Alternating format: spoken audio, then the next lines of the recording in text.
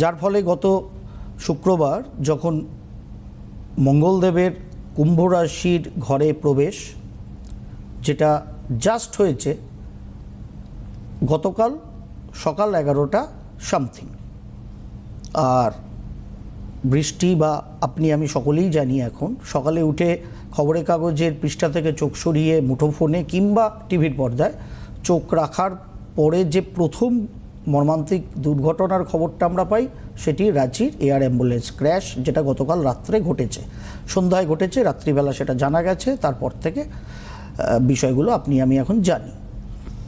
কেবলমাত্র গতকাল মঙ্গলদেব সরেছেন কুম্ভ রাশি ঘরে। গত শুক্রবারের মঙ্গলদেব কুম্ভ রাশির ঘরে থাকা অবস্থায় এবং তার পরবর্তী ক্ষেত্রে যখন আবার মীন রাশির ঘরে যাবে 2রা এপ্রিলের পরে, সেটা আবার পরে বলবো, কিন্তু কুম্ভ রাশির গৃহে থাকা অবস্থায় এই যে অঙ্গারক যোগ তৈরি করেছে, রাহুর সাথে তৈরি করা শুরু করেছে, মানে 11টা পরেই কিছুক্ষণ পরে মঙ্গলদেব ঢুকেছেন কুম্ভে, আর সন্ধ্যে 7টা থেকেই এয়ার ক্র্যাশ শুরু হয়েছে। সুতরাং ঝঙ্কারটা কত বেশি আপনি আমি বুঝতে পারছি।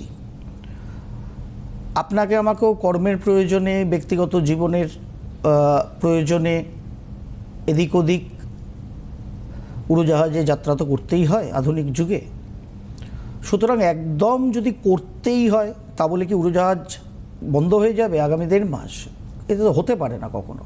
কিন্তু অন্ততপক্ষে আপনার ব্যক্তিগত জীবনের সময়টাকে দেখে নিয়ে আমার মনে হয় এই যাত্রা আপনার আমার ব্যক্তিগত জীবনেও করা উচিত, যেটা নিয়ে আমি গত শুক্রবারই আমি সাবধান সচেতন অলওয়েজ আমাকেও করি, আপনাদেরও করি।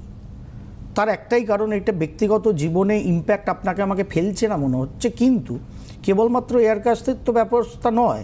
ওই অনুষ্ঠান যারা শোনেননি গত শুক্রবার, ইউটিউবে আছে, বৃষ্টি এর আগেই বলল, ইউটিউবে গিয়ে যদি আপনারা গত শুক্রবারের সমগ্র অনুষ্ঠানটা দেখেন, সেই অনুষ্ঠানে কিন্তু আমি বন্দুকবাজের হানা থেকে নানা নেগেটিভ এলিমেন্টসের দাপাদাপি এবং আমাদের ইস্ট জোনের এফেক্টিভিটির কথা বলেছিলাম, যেখানে যেহেতু আপনি আমি ইস্ট জোনের মানুষ, যথেষ্ট সাবধানতা আপনাকে আমাকে অবলম্বন করার কথা বলেছিলাম।